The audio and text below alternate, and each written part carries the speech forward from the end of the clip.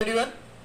My self Rahul Gunawat. और आज के इस वीडियो के अंदर अपन बात करेंगे पैथोजेनेसिस और पैथोजेनेसिस अल्कोहल सिरोसिस के पैथोजेनेसिस के बारे में बात करेंगे। इससे जो पहले वीडियो बनाया था मैंने अल्कोहल सिरोसिस का, उसके अंदर उसके जो मेटाबॉलिज्म था, इथेनॉल का मेटाबॉलिज्म, उसके बारे में बात की थी और उसका जो सीक्वेंशियल इफेक्ट है उसके बारे में डिस्कस किया था। इस वीडियो के अंदर अपन पैथोजेनेसिस के बारे में बात करेंगे, अल्कोहल सिरोसिस की, और जो मेटाबॉलिज्म ऑफ अल्कोहल के बारे में बात करेंगे। जनरली अगर बात की जाए तो कहने का मतलब ये है कि इसकी जो टर्मिनोलॉजी और पैथोजेनेसिस की अगर बात की जाए तो वो मेटाबॉलिज्म ऑफ अल्कोहल से रिलेटेड होती है। तो ये सारी चीजें देखने से पहले, पैथोजेनेसिस देखने से पहले, अल्कोहल जो सिरोसिस की जो पैथोजेनेसिस देखने से पहले अपन को जो अल्कोहल का जो मेटाबॉलिज्म है वो पता होना चाहिए। तो वो दिखा देता हूं मैं आपको कि किस तरह से अल्कोहल का मेटाबॉलिज्म होता है, वो सारी चीजें किस तरह से होती है। सबसे पहले क्या है कि कोई भी किसी भी तरह का अल्कोहल है, वो अल्कोहल है वो एसिड एल्डिहाइड में कन्वर्ट हो जाता है और फिर एसिड एल्डिहाइड है वो एक तरह का एसिटिक एसिड में कन्वर्ट हो जाता है। तो सब अल्कोहल है और जो अल्कोहल है वो कौन है? अल्कोहल के अंदर क्या है? जनरली इथेनॉल होता है। तो जो अल्कोहल है वो जब एसिड एल्डिहाइड में कन्वर्ट हो जाता है तो अल्कोहल डिहाइड्रोजनेस के प्रेजेंस में रिएक्शन होती है और यहाँ पे जो NAD प्लस है वो NAD है वो NADH में कन्वर्ट हो जाता है। और यहाँ पे अगर बात की जाए तो यहाँ पे जो एसिड एल्डिहाइड है वो कहने का मतलब अल्कोहल डिहाइड्रोजनेस में कन्वर्ट होता है। तो यहाँ पे जो एसिड एल्डिहाइड है वो एक एसिटिक एसिड में कन्वर्ट हो जाता है अल्कोहल डिहाइड्रोजनेस के प्रेजेंस में, और यहाँ पे भी NAD है वो NADH में कन्वर्ट हो जाता है। जनरली होता क्या है कि अगर मैं बात करूं तो ये वाला जो स्टेज होता है, ये एसिड एल्डिहाइड, ये बहुत टॉक्सिक सब्सटेंट होता है। और यहाँ पे जो अभी मैं बताऊंगा इसके अंदर अल्कोहल, जब क्रोनिक अल्कोहल की अगर बात की जाए तो जब बहुत मात्रा में अगर अल्कोहल ले लेते हैं, तो जब अल्कोहल ज़्यादा अमाउंट में ले लेते हैं तो वो एक एनर्जी तो जनरेट करता है, बट जो एनर्जी जनरेट होती है वो स्टोर नहीं होती है हमारी बॉडी के अंदर, और जिसकी वजह से जो एसिड एल्डिहाइड होता है ये बहुत टॉक्सिक सब्सटेंट होता है और ये हमारे माइटोकॉन्ड्रिया की अगर बात की जाए तो उस माइटोकॉन्ड्रिया को कहने का मतलब डैमेज कर देता है, करेक्ट। और जब ये माइटोकॉन्ड्रिया को डैमेज कर देता है तो माइटोकॉन्ड्रिया एक सोर्स है एक एनर्जी जनरेट करने का, तो जाहिर सी बात है कि एनर्जी है वो एनर्जी खत्म हो गई, जिसकी वजह से जो इसके जो नेक्स्ट स्टेज है वो उसमें कन्वर्ट नहीं हो पाता और लास्ट में जो कार्बन डाइऑक्साइड CO2 जो प्रोड्यूस होता है नॉर्मल मेटाबॉलिज्म के अंदर वो प्रोड्यूस नहीं हो पाता। तो सबसे पहले क्या है कि अल्कोहल सिरोसिस जो क्रोनिक अल्कोहल की अगर बात की जाए, क्रोनिक अल्कोहल की वजह से डायरेक्ट हिपेटोटॉक्सिसिटी हो जाती है। नाम से पता चल रहा है हिपेटो मतलब लीवर है और टॉक्सिसिटी मतलब लीवर के अंदर टॉक्सिसिटी हो गई मतलब, और ये किसकी वजह से हो रही है? ये एसिड एल्डिहाइड की वजह से होती है और जिसकी वजह से हमारी जो लीवर है वो डैमेज हो जाती है और ये एक डायरेक्ट एक हिपेटोटॉक्सिसिटी हो रही है इथेनॉल के द्वारा, अल्कोहल के द्वारा, और ये इथेनॉल है ये हमारी लीवर सेल है उसको डैमेज कर देगा और ये जो टॉक्सिक है ये, और जो टॉक्सिक की वजह से ये हमारे माइटोकॉन्ड्रिया को, हेपेटोसाइट्स जो लीवर के जो सेल्स है, माइक्रोट्यूब्यूल्स है, इन सभी को के लिए टॉक्सिक सब्सटेंट का काम करता है, करेक्ट। पहली बात तो ये। सेकंड ये है कि ये एक इन्फ्लामेशन है। इस इन्फ्लामेशन की अगर बात की जाए तो क्रोनिक अल्कोहल की वजह से कंजप्शन, ये इन्फ्लामेशन भी हो जाता है और इन्फ्लामेशन हो जाने की वजह से कहने का मतलब ये है कि जो एंडोटॉक्सिक है वो बहुत सारे तरह के एंडोटॉक्सिक सब्सटेंट है, वो साइटोकाइनिन, INF अल्फा, इंटरल्यूकॉन्स और ये जो 6IL-1 ये सारे रिलीज हो जाते हैं जनरली।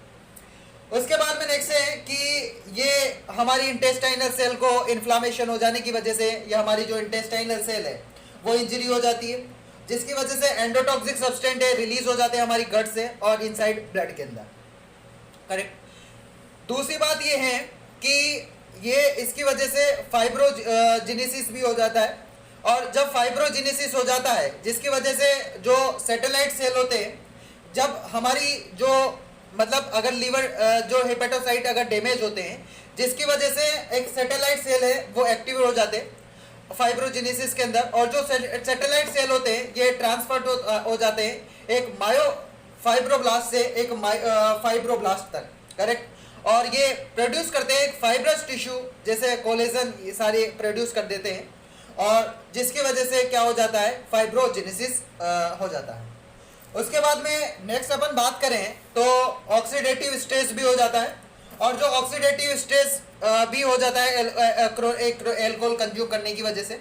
और इस ऑक्सीडेटिव स्ट्रेस के अंदर क्या है, नाम से पता चल रहा है स्ट्रेस, मतलब ये हुआ कि इसके अंदर जो फ्री रेडिकल्स है वो ज़्यादा अमाउंट में रिलीज हो जाते हैं, और जब फ्री रेडिकल्स ज़्यादा अमाउंट में रिलीज हो जाते हैं जिसकी वजह से हमारी जो बॉडी का जो बैलेंस है वो बिगड़ जाता है जनरली। और जब बॉडी का बैलेंस बिगड़ जाता है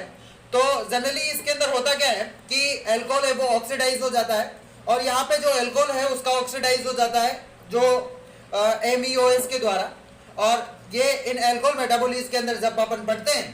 correct, microsomal ethanol oxidizing system के अंदर, जिसकी वजह से जो फ्री रेडिकल्स से ज़्यादा मात्रा में रिलीज हो जाएंगे, जिसकी वजह से मैंने कहा कि इसकी जो मेम्ब्रेन और जो प्रोटीन है वो डैमेज हो जाएगी, जिसकी वजह से जो बैलेंस हमारी बॉडी का वो बिगड़ जाएगा। नेक्स्ट है ऑटो एंटीबॉडी। अगर ऑटो एंटीबॉडी की अगर जभी भी अपन बात करें तो ऑटो एंटीबॉडीज होती है, ये जनरेट हो जाती है, और जब ऑटो एंटीबॉडीज जनरेट हो जाती है जिसकी वजह से होता क्या है कि हमारी बॉडी है में प्रोड्यूस हो जाती है ऑटो एंटीबॉडीज, और ये दूसरों को नुकसान नहीं पहुंचाती, मतलब ये एंटीजन को कोई नुकसान नहीं पहुंचा देती, बट हमारी बॉडी को ये नुकसान पहुंचा देती है, करेक्ट, जिसकी इसलिए इसको मतलब जो ऑटो इम्यूनिटी वाली प्रॉब्लम है वो ऑटो इम्यूनिटी सिस्टम है वो प्रोड्यूस हो जाता है। उसके बाद में तो इस पैथोजेनेसिस के अंदर अपन डिटेल में देखेंगे अभी, तो 5 चीज़ें तो ये हो गई, एक तो हेपेटोसाइटिस हो गया, डायरेक्ट हेपेटोटॉक्सिसिटी हो गई बाई मतलब इथेनॉल एल्कोहल की वजह से, एक फाइब्रोजेनेसिस हो गई 2, एक ऑटो एंटीबॉडीज हो गई, एक ऑक्सीडेटिव स्ट्रेस हो गई, और एक इन्फ्लामेशन हो गई। 5 तो ये इन कंडीशंस के बारे में बात करेंगे अपन, तो 5 कंडीशन तो ये पढ़ेंगे, और जो नेक्स्ट जो 5 कंडीशन है वो भी मैं बता देता हूँ, वो भी पढ़ेंगे। टोटल 10 तरह की कंडीशन पढ़ेंगे इस पैथोजेनेसिस ऑफ अल्कोहल सिरोसिस के अंदर। और जो नेक्स्ट 5 जो कंडीशन है वो है, एक इम्यूनोलॉजिकल इफेक्ट है अल्कोहल सिरोसिस, जो क्रोनिक अल्कोहल की वजह से ये जो इम्यूनोलॉजिकल इफेक्ट भी होता है। हमारी जो लिवर है उसके अंदर फैट्स है उसका अकोमुलेशन हो जाता है, फैट से डिपोजिशन हो जाता है, जिसको फैटी लिवर बोला जाता है, वो भी पढ़ेंगे अपन, वो कंडीशन भी देखेंगे। तो एक 6 कंडीशन हो गई इम्यूनोलॉजिकल इफेक्ट, 7 हो गई लिवर फैट्स, और 8 है वो है रिडॉक्स रेशियो। और इस रिडॉक्स रेशियो के अंदर NADH और NAD है उसका जो रेशियो है वो जनरली बढ़ जाता है, और एक है रिटेंशन हो जाता है वाटर का, मतलब रिटेंशन हो जाता है लिवर सेल वाटर का। एक 9 कंडीशन ये हो गई, और एक हाइपोक्सिया कंडीशन हो गई। ये सारी चीज़ें अपन पढ़ते हैं। हाइपोक्सिया के अंदर अपन पढ़ेंगे कि जो एल्कोहल का जब इनटेक करते हैं जिसकी वजह से ऑक्सीजन की डिमांड हाइपोक्सिया कंडीशन के अंदर ऑक्सीजन की डिमांड बढ़ जाती है,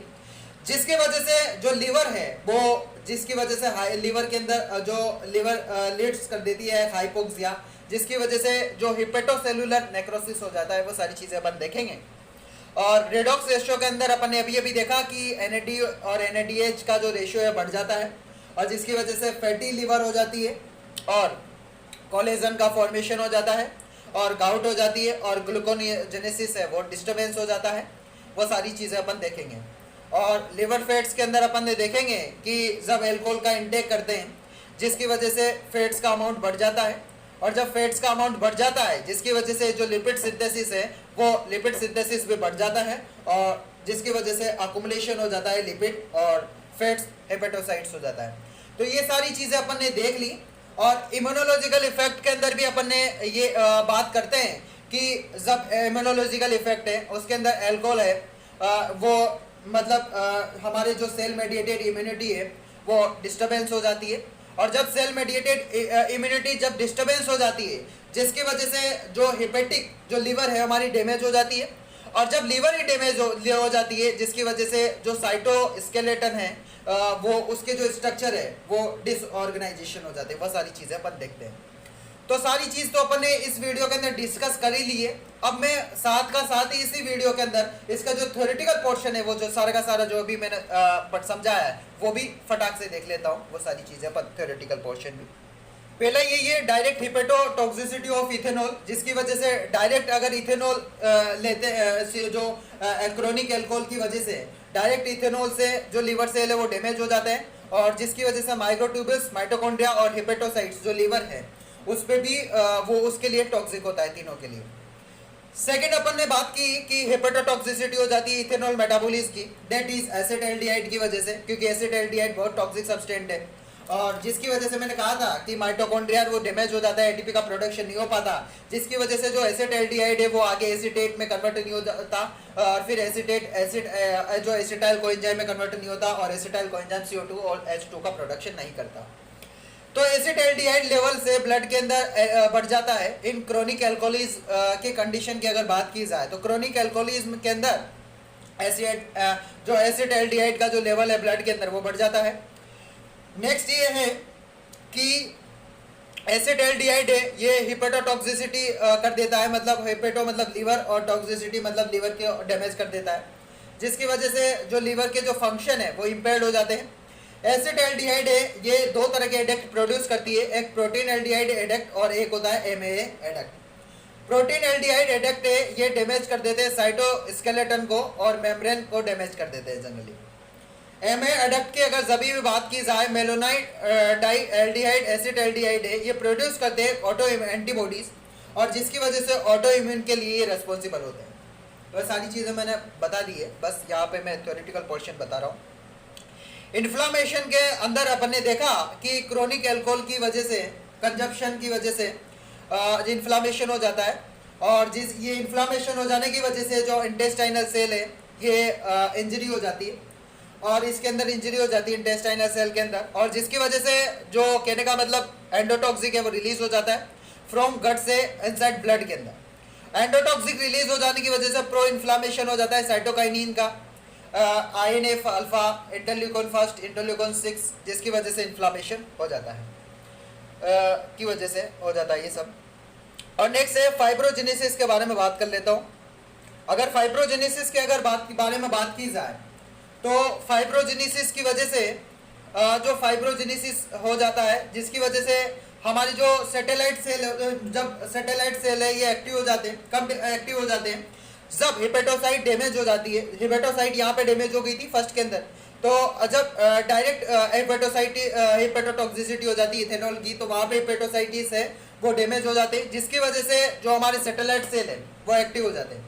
सैटेलाइट सेल से ये ट्रांसफर हो जाते हैं मायोफिब्रोब्लास्ट से एक फाइब्रोब्लास्ट के अंदर,